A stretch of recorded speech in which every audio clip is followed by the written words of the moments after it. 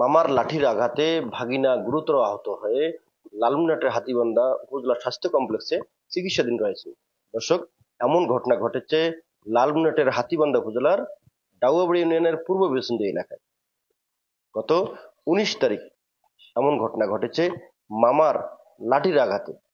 তবে বিস্তারিত যদি বলি, পূর্ব শত্রুতার জের ধরে ভাগিনের উপর এমন হামলা করা হয়েছে বলে জানিয়েছেন আমাদেরকে। তবে এই বিষয়ে একটি হাতীবান্ধা থানায় লিখিত মামলা দিয়েছে ভাগিনা রবিউল ইসলাম। আমরা একটু কথা বলবো ভাগিনার সঙ্গে, যিনি বর্তমানে হাতীবান্ধা উপজেলা স্বাস্থ্য কমপ্লেক্সে চিকিৎসাধীন রয়েছেন। আমরা একটু দেখতে পাচ্ছি সেই মামার আঘাতে তার মাথায় গুরুতর আঘাত পাওয়ার কারণে রক্তাক্ত জখম হয়েছে। যদি একটু আমাদেরকে বলেন যে আসলে আপনার কেমন মামা, সে আসলে কি কারণে আপনাকে মারধর করছে, যদি বলেন। কালকে আমি বিকেলবেলা ঔষধ দিতেছি আমার বোন বাড়িতে, ভুট্টা খাবার বিষ দিতেছি। ওই সময় 4জন যে আমার চারপাশে যায় ঘিরে করে ধরছে। ধরার পর আমার মামি কয় রবিউল থেকে পালাও। তা পালার সময় পাইনি, ওই সময় ধূপ ধূপ করে বাড়ি শুরু করছে। পিছন দিয়ে দিছে রড দিয়ে একটা বাড়ি মাসুদ, আর সামন দিয়ে আমার ওই এসব মামা বাড়ি শুরু করছে।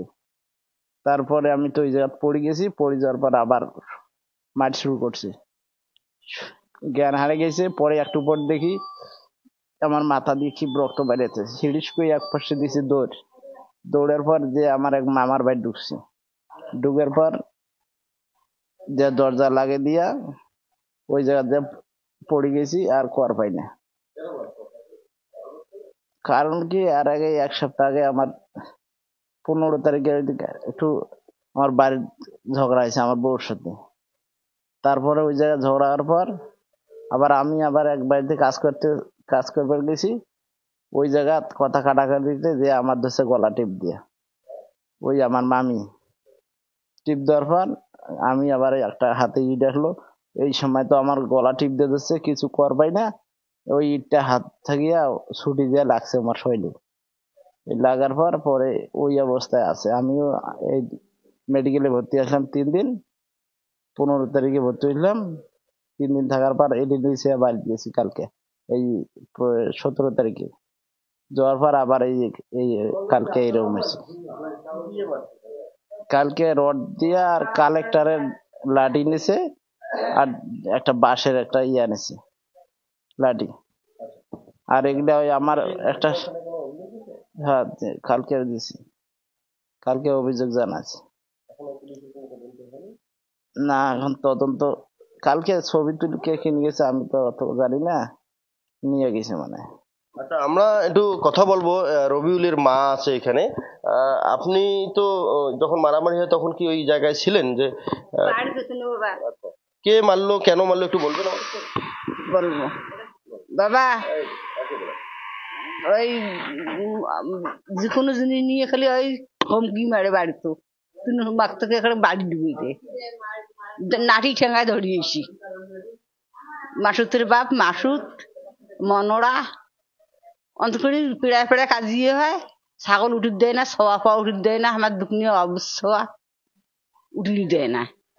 ঠেঙ্গে ঠুঙ্গি ডাঙ্গায় নাটি ঠেঙ্গায় ঘর ডুবে আমাক। কালকে ফির বাড়ি এসি ডাঙ্গে যায়। ফির কালকে ফির এই যে খেতত মোর বাবার আমরা উঠতে গেছি, খেতত ঔষধ দেয় উঠে যে এখন নাটি ঠেঙ্গা এখন মারি দিচ্ছি। তখন গ্রামের মানুষ ডাকে, হিন্দু মুসলমান ডাকাইতে তো ওটা সবাই টানি ধরে, যাস না চকু ডাঙ্গাইবি। তখন হিন্দু মুসলমান ডাকিয়া পালা করে নু বাবা দৌড়েন মোর বাবাটাকে বাঁচান। ময়দা বলে বানিয়ে কোদালে টোদালে নিয়ে গেছি, মাটি দিয়ে বলে ওই পর্যন্ত থাকনো। ওই যে মাসির মুখে মুখে শুনি নিচ্ছু যে তোর বেটাকে নাকি মারলি, মাথা ফাড়ি দিলি, ওর দিয়ে ওই সর্ব দেয়া থেতলি দিলি। ওই অবস্থায় পুতুলি বেটাকে ফোন করলো। নাই বাবা ছোটতে মারা গেছে দাদু। মোর বাবাটা শুরুতে আর বাপ মরছি বাবা, তোমার মোর বাপন বাবা রে, মোর বাবাটা বাজান কারে সবারই হাত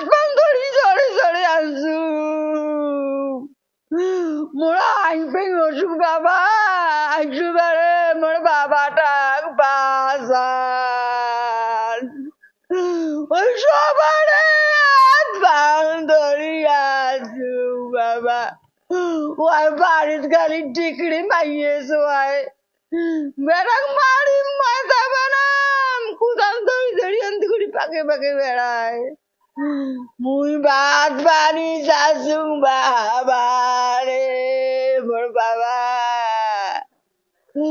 ওই শুরু শুরু করিয়া ওই চুপ চুপ করে শ্বশুর বাড়ি বেড়ে যাও বাবা তুই অতি থাক ওই মদ খায় গাঞ্জা খায় ওইটে মোর বাবাকে মারি ফেলে কোদাল দিয়ে বলে পোতে তো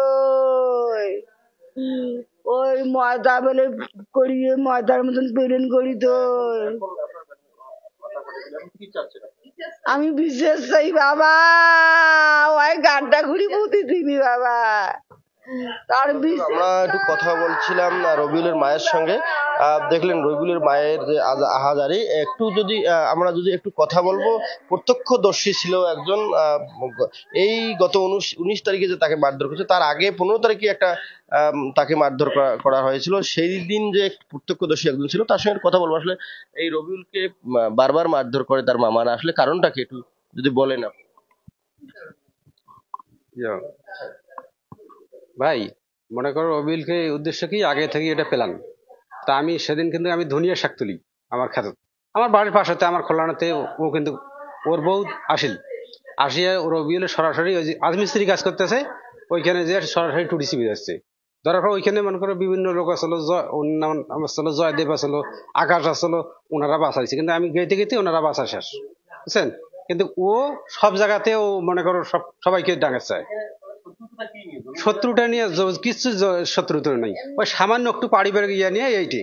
ওনার বাড়ি পাশে, এনার বাড়ি এসে আমার বাড়িতে এই ইয়েটা হয়েছে, এই যে রাজমিস্ত্রি কাজ করতে আছে। তো আমার চাচার ওনার নাম খালেক কবিরাজ, ওইখানে ওই ওই ইয়ে করছে। এই বলে দর্শক, আমরা যতটুকু জানতে পারলাম যে লালমনিরহাটের হাতীবান্ধা উপজেলার যে ডাউয়াবড়ি ইউনিয়ন, সেই ডাউয়াবড়ি ইউনিয়নের পূর্ব বসিন্দি এলাকার আমরা যদি একটু বলি যে রবিউল ইসলাম নামে তার পিতার মৃত্যু। সেই রবিউল ইসলামকে বারবারই প্রায় সময় পারিবারিক ছোট্ট কিছু দ্বন্দ্বের কারণেই তার মামা ইউসুফ সহ বেশ কয়েকজন এই যে মারধর করা হয়। প্রত্যক্ষদর্শীরা আমাদেরকে জানিয়েছেন যে কোনো কারণ ছাড়াই, কোনো জমি জায়গা বা অন্য কোনো বিরোধ ছাড়াই পারিবারিক ছোটখাটো কিছু বিষয় নিয়েই মারধর করার চেষ্টা করা হয়। এবারে তাকে যে মারধর করা হয়েছে তাকে বলা হয় যে হত্যার উদ্দেশ্যেই এমন ঘটনা ঘটিয়েছে তার মামারা। এ ব্যাপারে হাতীবান্ধা থানায় একটি লিখিত অভিযোগ দেওয়া হয়েছে। পুলিশের পক্ষ থেকে সহযোগিতা চেয়েছেন এই রবিউল ইসলাম এবং এর দৃষ্টান্তমূলক শাস্তি দাবি করেছেন রবিউলের মা। M A Rahim, news channel 24, Lalmonirhat.